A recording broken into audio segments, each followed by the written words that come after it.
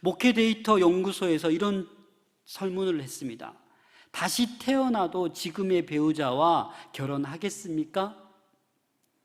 저도 이걸 질문하고 싶어서 할까 말까 하다가 오늘 새벽 예배 끝나고 아내에게 문자를 보냈습니다. 다시 태어나도 나와 꼭 다시 결혼한다 1번, 2번 생각해 보겠다, 3번 절대 안 함. 괜히 질문해놓고 떨리는 거예요. 뭐라고 대답할까? 여기 설문조사는 그렇습니다. 꼭 다시 결혼한다 19%, 생각해 보겠다 52%, 절대 안 함 19%. 저는 뭐라고 문자가 왔겠습니까? 네, 나는 남자로 태어나고 싶은데. 그런 다음에 1번, 꼭 다시 결혼한다. 제가 1번 나왔으니까 이 얘기를 하죠. 네, 여러분 삼미남이라고 들어보셨습니까? 삼미남. 30대 미혼 남성을 삼미남이라고 합니다. 30대 남성 가운데 45.8%, 30대 여성들은 54.9%가 결혼할 계획이 없다. 지금 여러분 자녀 이야기입니다. 왜 결혼할 계획이 없냐라는 질문에 혼자가 편해서, 집값이 너무 올라서, 배우자를 찾지 못해서, 이런 순위로 지금 결혼할 계획이 없다라고 합니다. 대기업에 다니는 이모 씨는 평일 저녁엔 킥복싱, 주말엔 서핑을 배운다고 합니다. 앞으로 멋진 오토바이를 타고 모터 캠핑에 도전할 생각이라고 합니다. 요즘 우리 30대의 일상입니다. 돈을 잘 벌어도 그 돈을 쓰고 누리고 즐기는데도 부족하기 때문에 결혼할 생각이 없습니다. 집값이 솟아서 그 결혼의 의지마저도 꺾고 있는 것이 현실입니다. 이러한 사회 현상으로 인하여 이제 부부들이 점점 사라지고, 저조차도 이 강단에서 부부주일이라고 해서 이렇게 부부에 관련된 메시지를 전하기가 쉽지 않을 것 같습니다. 아울러 오늘 이렇게 남편과 아내에 대한 설교를 하게 되어서 먼저 양해 말씀을 구합니다. 사랑하는 배우자를 먼저 천국으로 보내신 분들도 있을 것입니다. 아직 미혼인 분들도 있을 것입니다. 이별하신 분들도 있을 것입니다. 그래서 먼저 양해의 말씀을 구하고, 그런 분들에게도 오늘 본문 말씀을 통하여 하나님의 은혜가 충만하기를 소망합니다. 먼저 오늘 본문 말씀을 보면 아내에게 남편에 대한 역할을 말씀하고 있습니다. 22절 말씀을 함께 읽겠습니다. 시작. 아내들이여 자기 남편에게 복종하기를 주께 하듯 하라. 아내들, 듣기 좋은 말입니까? 이 말씀 좋으십니까? 싫으시죠? 남편들 이 말씀 어떻습니까? 너무 좋아하시죠? 그런데 이 말씀을 유교적으로 어떤 굴종의 관점에서 해석하는 분들이 있는데 그 해석은 잘못되었습니다. 이 본문이 아내들은 무조건 남편의 의견을 따라야 된다라는 말이 아닙니다. 예전에 보니까 어떤 목사님이 가정에서 사모님에게 너무 눌림당하고 한마디도 못해서 강단에서 막 이 설교를 외쳤습니다. 기회다 싶어서. 그런데 그건 절대 잘못된 해석입니다. 여러분, 이 본문을 가지고 가부장적 문화의 메시지로 해석해서는 안 된다라는 것입니다. 성경에서 말하는 복종은 상관이 부하에게 명령하듯이 일방적인 게 아니에요. 성경에서의 복종은 그리스도와의 관계를 전제합니다. 그래서 피차 복종할 때도 그리스도를 경외함으로 피차 복종해야 합니다. 오늘 21절 말씀 함께 읽겠습니다. 시작. 그리스도를 경외함으로 피차 복종하라. 주님을 경외하는 그 경외함으로 서로 간에 복종하라라는 것이 성경의 의도입니다. 남편에게 복종할 때도 죽게 하듯 하는 거예요. 하나님의 형상으로 지음받은 남과 여는 상하관계가 아닙니다. 동일한 관계, 차별이 없는 관계입니다. 사실 이 22절 말씀에 헬라어 원문으로 보면 복종하기를 이 단어가 없어요, 여러분. 그럼 뭡니까? 아내들이여 자기 남편에게 죽게 하듯 하라, 이렇게 원문에는 되어 있습니다. 물론 21절에 피차 복종하라 라는 문장이 있기 때문에 연이어서 그렇게 표현된 것입니다. 물론 바울이 여기서 말할 때 일반적인 남녀 관계를 얘기한 게 아니에요. 오늘 본문은 누굽니까? 남편, 아내에게 얘기하는 거예요. 그래서 오늘 잘 보시면 자기 남편에게 복종하기를 죽게 하듯 하라, 이렇게 되어 있습니다. 누구에게? 자기 남편에게. 모든 남자에게 복종하는 것이 아니라 자기 남편에게 아내들이 복종해야 된다라는 것을 말씀하고 있습니다. 갈라디아서 3장 28절입니다. 함께 읽겠습니다. 시작. 너희는 유대인이나 헬라인이나 종이나 자유인이나 남자나 여자나 다 그리스도 예수 안에서 하나이니라. 바울이 이런 말을 주장하는 것 엄청난 도전이고 용기입니다.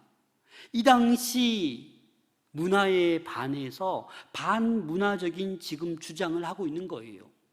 이 당시 유대인들은 이방인에게 아주 대단한 우월감을 가지고 있었습니다.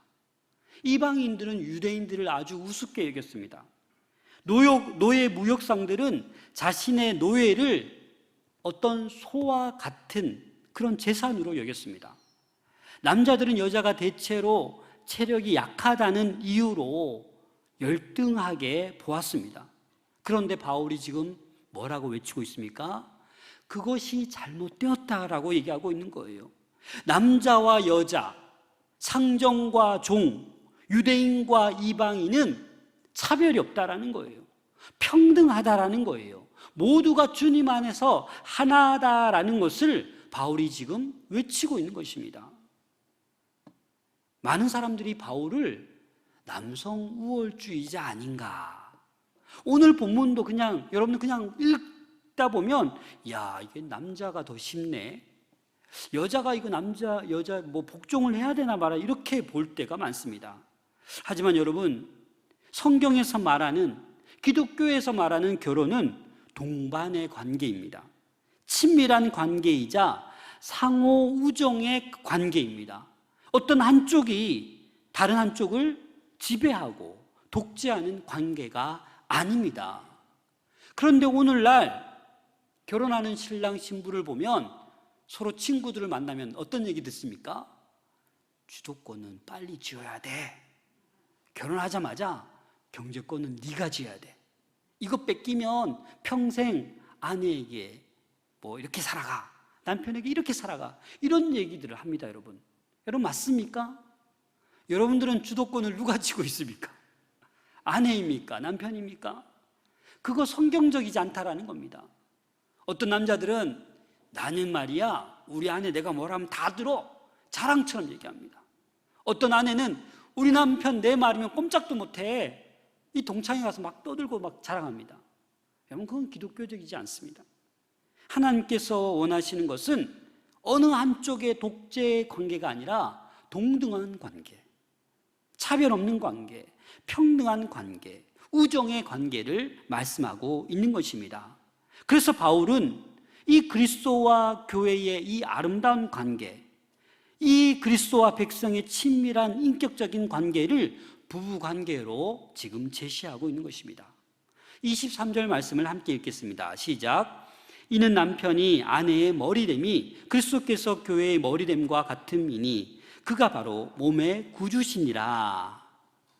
남편이 아내의 뭐가 된다고요? 머리가 된다는 거예요.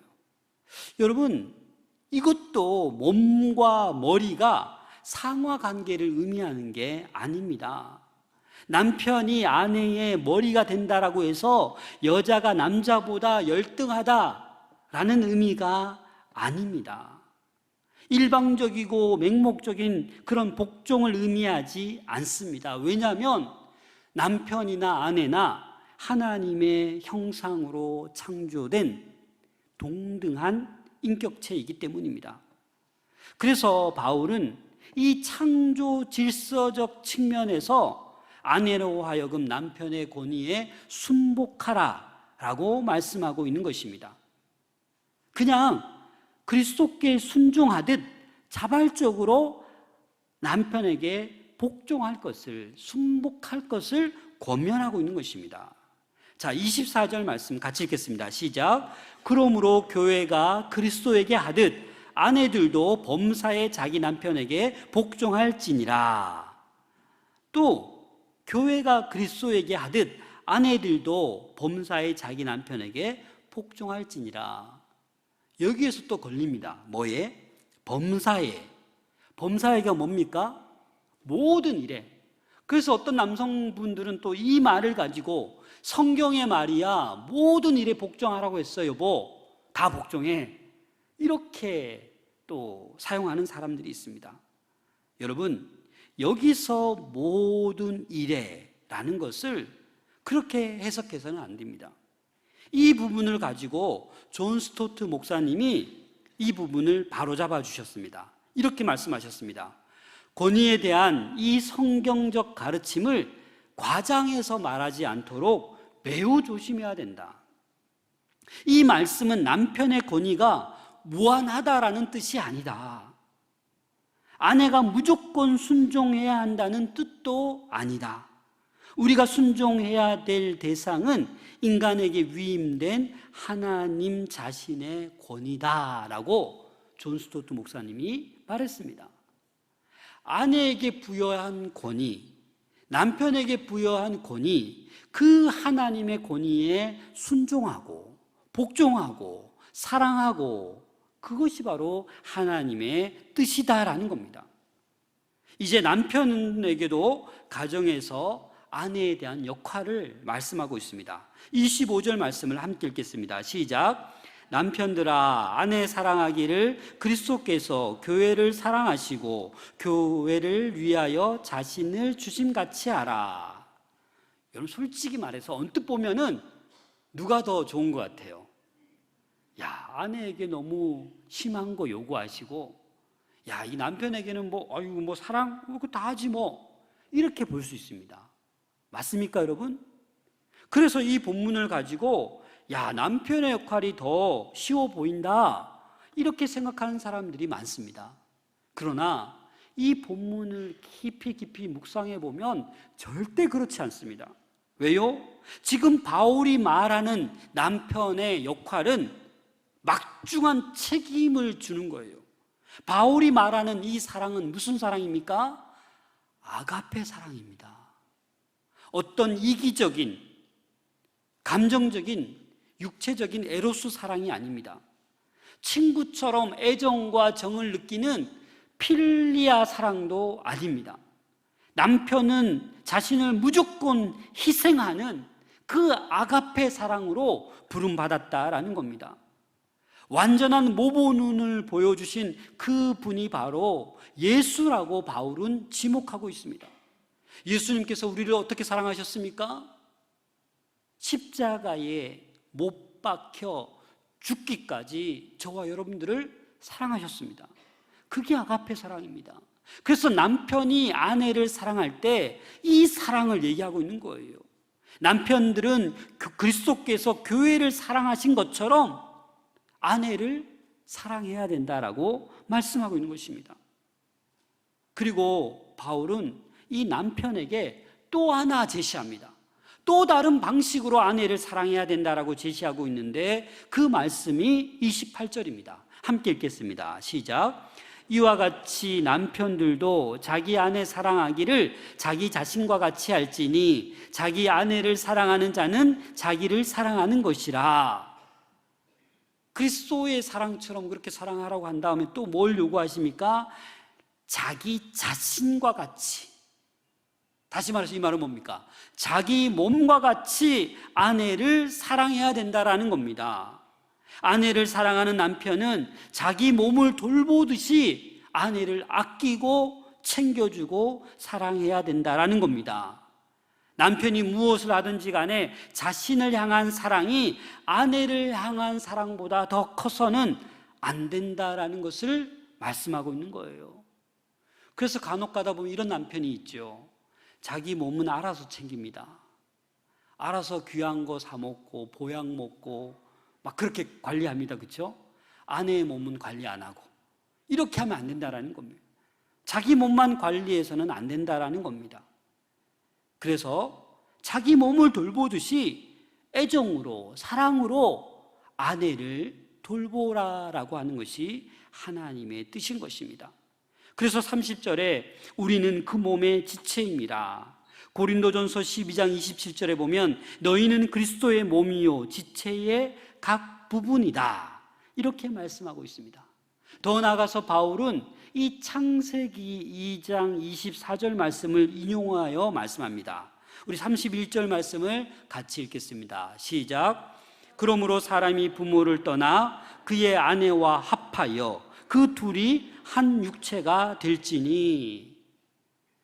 제가 어려운 수학 문제를 하나 내겠습니다. 1 더하기 1은 뭐죠?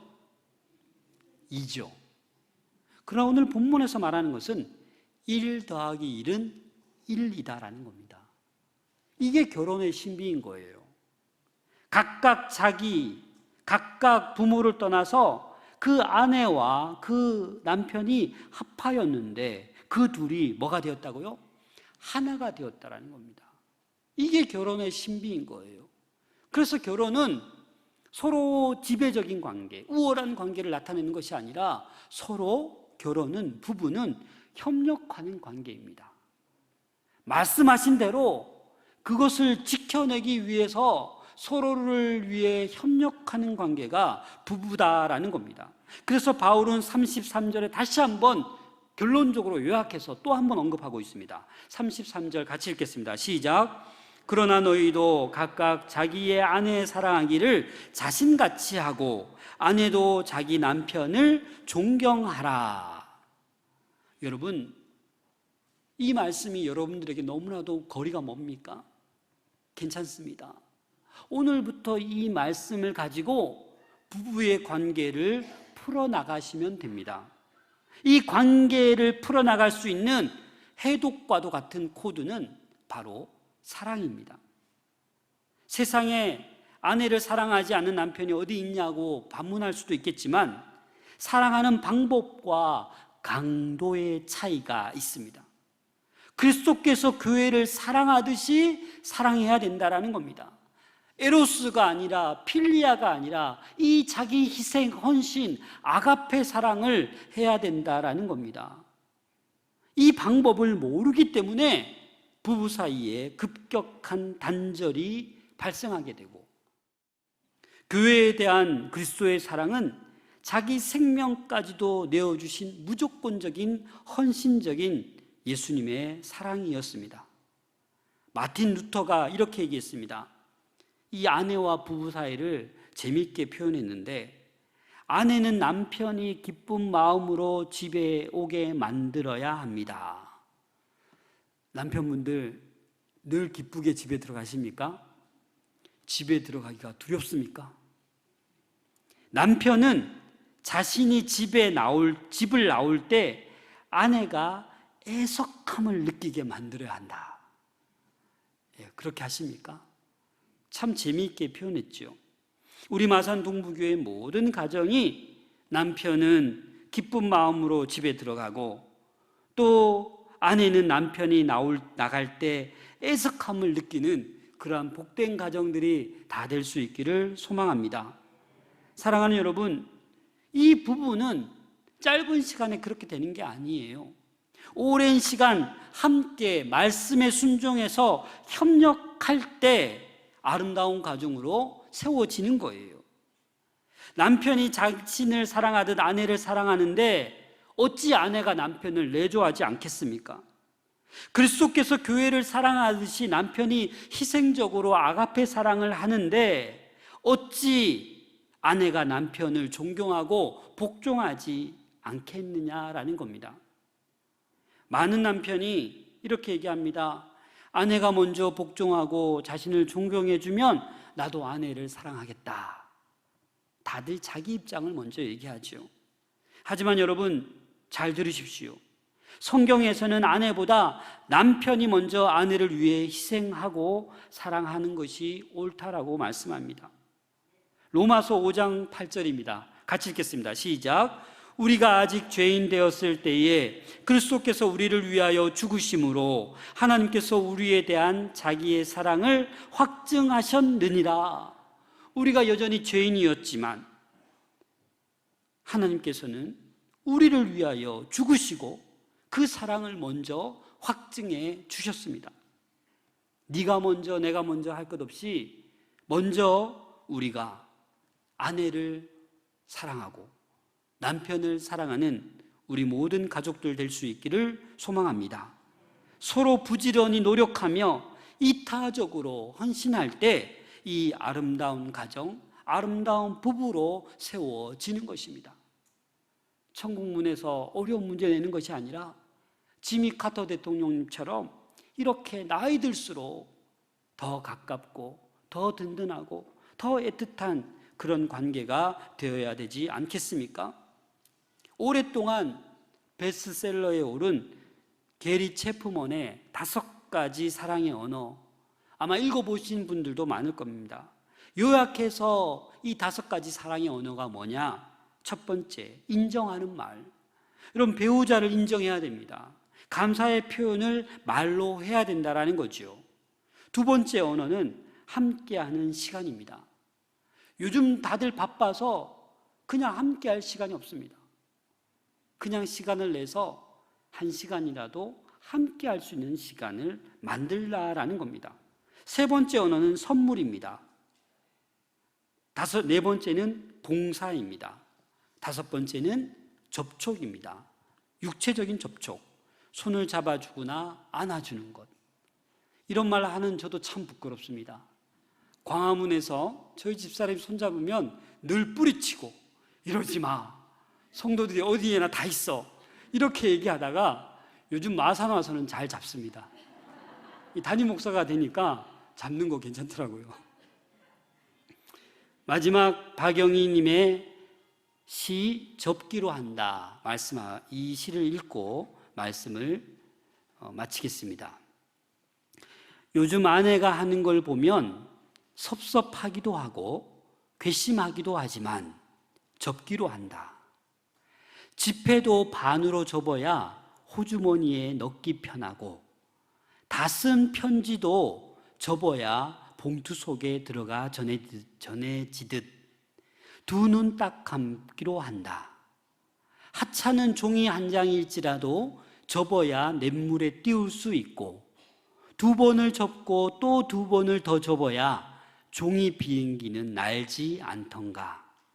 살다 보면 이슬비도 장대비도 한순간 햇살에 배겨나지 못하는 우산 접듯 반만 접기로 한다.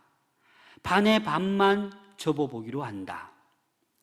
나는 새도 날개를 접어야 둥지에 들지 않던가.